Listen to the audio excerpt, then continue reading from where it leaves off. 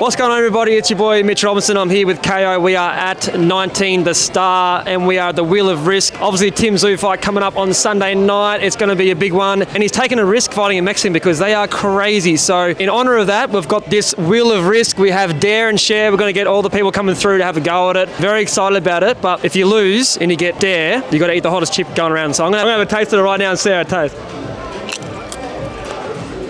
That's fine. Anyway, that's the hot chip. Oh no, it's kicking in now. That's the hot chip, but we'll get back to you, Steve. George Rhodes, mate, how you been? I've been good. I'm excited for Fight Week. We're here. We're on the Gold Coast. It's beautiful. Pumped. Do you want to give it a spin? You're debuting for the whole people watching at home. Let's have a look. You don't want to get Dare, obviously. Why is there so many dares, though? That's... All right. Because we're excited. Okay. Oh, we got to Share. Can you spell Tim Tszyu? I hope so. Tim. Yeah. Yeah. Tszyu. Yeah, you Tim Tszyu. Tim. Yep.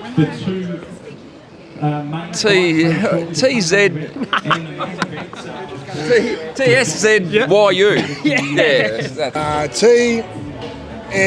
Yep. TSYUA. Start again. You can do this, I believe in you. TSU. No. Zoo. Don't look around for help. Lynchy got it straight away. ZOO. Yes! He's done it! TSZYU. And trust me, I've had to do it 14 times. TSZYU. That's it. Zoo. That's it. Tszyu. That's what I always say. Tszyu. TIMTSZYU. TIMT. What did you say? You're so wrong. No, I think I'm going to be wrong too. TIMTSZYU. You both said it right. Right? Yeah. Oh, come on down! Oh shit! Oh shit, he got Dare! Okay, so the Dare is, mate, I've had 2 of these tonight and they're not great, I'm just going to tell you. But you can have a little nibble, don't have to eat the whole thing because you got training tomorrow. Yeah. How's it feeling so far? It's more so after. No, I'm feeling it You straight feeling away. I'll have a nibble with you, a little nibble. I don't even know. You give me a camera and I'll do stupid shit. Right? Kids brought these home from school. Oh, so you had them already? Recently. Yeah, I have. And you eat them for breakfast, don't They're you? no good. He eats them for breakfast. This bloke. No. This is why he doesn't feel pain.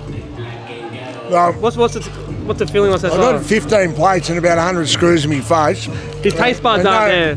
No taste buds, no feeling. You go 2 more and you're done, or 1 more and I you're got done? no emotional feeling as well. My wife told me this morning, so Are they kicking in yet or not? You surely can taste that. That made me look like a pussy because I've had a few tonight. actually not too bad. No, that's... Nah, wrap that shit up. I'm going on. I've had 3 and I'm nearly spewed off those. Most embarrassing moment you've had? Look, I think my pants coming down on the footy field. Were you wearing budgies? Yeah. Well, the first time I wasn't, and then after that I was. So every other time after that I was proud of it. It's an embarrassing moment. Bungee jumping naked here in the Surfers Paradise. On under 15's footy trip, and it was a cold night. It was a really cold night. I know it was the middle of summer, but I swear it was a cold night. Is that allowed? Under 15? I had no money. How old were you at the time? Of 15? 15. The girl said to me, "We've got no money. We're prepared to do it nude. You can do it for free." She's currently locked up in jail, so what's the most embarrassing moment you've had? I actually fought here at the casino back in the early 90s. So as I was walking to the ring, my trainer had slapped me on the back, goes, "Run, run, run." So I ran to the ring, I ran up the stairs, I ran to grab the top rope, and then my hand slipped and I fell flat on my face right in front of 2,000 people. And I just heard an eruption of laughter. And then there was like, there's no way this guy's beat me now after that. And luckily I stopped him in the third after that. So I got my man license back after falling on my face. I'm not gonna say that's pretty embarrassing. So at least you won the fight. So that's right up there. I've seen that happen on YouTube. What about you? For our last belt, the gentleman that was sponsoring the event went to put the belt on her, and as he put the belt around, the Velcro grabbed the hair, and then Real hair though. As he's pulling the hair, it's like yeah. So It's happened to me twice. They put the Velcro on my hair and nearly ripped my hair out. What's the biggest risk that you've taken? I don't know. Could be a bet that you've done once. Yeah, probably a bet. Yeah, that'd be the biggest risk. Yeah, it would be a week's wage. Yeah, Dunskies. What about you, Tim? What's the biggest risk? I think the biggest risk is starting boxing. Yeah. because the chances of you actually making it and getting to the very top from Not even possible to zero. Yeah. And you just got to go all in. And to do what you've done is like, pays off, I'll tell you that much. You look pretty good tonight, my guy. I'm not going to talk shit. Biggest risk you've taken? Biggest risk. Is it starting no limit? Yeah. Thinking that we could be boxing promoters when we had no idea what we were doing. It was a massive risk, but it paid off. Yeah, paid off, mate. I'll just say to you first, you've done an amazing job from the outside looking in. You've done incredible work with No Limit and putting Australia on the map. Big fighters coming up, and we got obviously a big one Sunday night. Biggest risk, leaving Fitzroy and making the move to Brisbane. And that paid off, right? Well, it did in the end. It was up and down to start with, but I signed a 10-year deal, went to sleep after 13 games, missed a year, had a couple of injuries, and then in the end was part of that great team. 3-time AFL Premiership player, all the accolades under the sun, kicks goals in his sleep. Hanging out of the draft, Yeah. Hawthorn wanted to take me in the draft, or I could go as a father-son to Brisbane. And I had to wait 12 months, do year 12. That was a massive no one risk wants to do because that. there's a chance I wouldn't graduate, but I got through. So I chose not to go in the draft, finish year 12, much to my disgust, and go and sign with the Brisbane Lions as a father-son because my dad played Fitzroy. So biggest risk I took, but probably the best thing that's happened apart from a family. Well, mate, he gets 3 premierships, so everyone doesn't know. Well, everyone does know because It's living in Melbourne for a bit, making the move up to the coast. it's paying off though. It's going well. Yeah, no, going well with the footy and that, but yeah, I guess moving away from being in Melbourne for a while, so I was pretty comfortable there, but yeah. My man. All right. Well, that is Benjamin Long. That's my guy from D-Town. Thank you, everyone. We're going to wrap it up now. Cheers. Make sure you tune in Sunday. It's a big-ass fight going on. Tim Zoo versus Carlos Ocampo.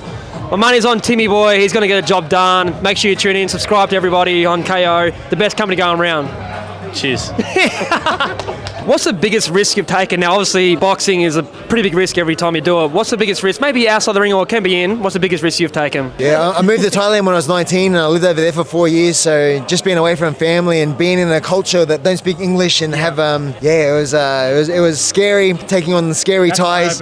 But I come back, I left the boy and come back a man. So as scared as I was, it ended up being very beneficial for me. Yeah. I'm going to say taking an Australian boxing fight on 3 weeks' notice for an 8-round boxing fight, and I won. So, and now I'm still boxing and I'm a world champion, so it was a good risk. Tim, tell us something we don't know about you. That's a tough one, man. I don't know. My real name isn't Tim. It's Timo Fay.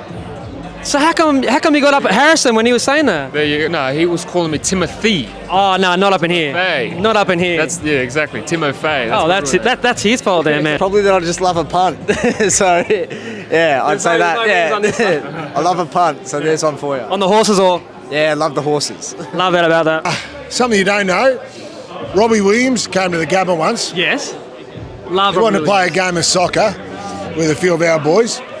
With him and his band members because they're trying to keep fit on their tour. He was injured, I was injured, so we sat in the grandstand together and just chewed fat for an hour. He had about 20 gaspers. I didn't because I was obviously a professional athlete. That's a lot. He said, can I have one of your jumpers? So I gave him my jumper. I said, mate, Like a playing jumper or a normal jumper? one of me playing jumpers, give it to your uncle or whatever. Didn't realise the next night at Suncorp Stadium, He was wearing it. he played the whole concert wearing my playing I've jumper. seen that photo. That's your jumper. That's right. And Ian Hawke, our property steward, Hawke. cracked the shits saying, I want that You've only got fucking 2 of jumper them. back. You've only got 2 of them. You've only got 2 of them for a year. So that was your jumper. I had to wear one jumper for the rest of the year. I lost my second one. And you fight every game, so Hawkey would have been flat with that because it I gets know. torn and stuff. Oh yeah, I'll put the photo up on KO because I've seen that photo a lot. And that's your playing jumper. Now, he swears we interviewed him last year on radio, and I said, mate, have you still got that jumper? Yeah. He said, unbelievable. We just moved house, and I unpacked one of the boxes, No. and there was your jumper. Do you reckon he's lying? Talking shit? I think he was talking He's talking shit, shit. Yeah, Robbie doesn't have your jumper. I said, how much to sell your house for? I said, 54 million. I thought, He's still got your jumper. I'm not sure you're unpacking boxes. And Robbie Williams, if you watch this, I know you are. For a long-time listener, first-time caller, stop talking shit to Brownie because he'll find you. He'll find you. He loves KO. He does love KO. Everyone, we're going to wrap it up now. Cheers. Make sure you tune in Sunday. It's a big-ass fight going on. Tim Zoo versus Carlos Ocampo. My money's on Timmy Boy. He's going to get a job done. Make sure you tune in. Subscribe to everybody on KO. The best company going around. Cheers.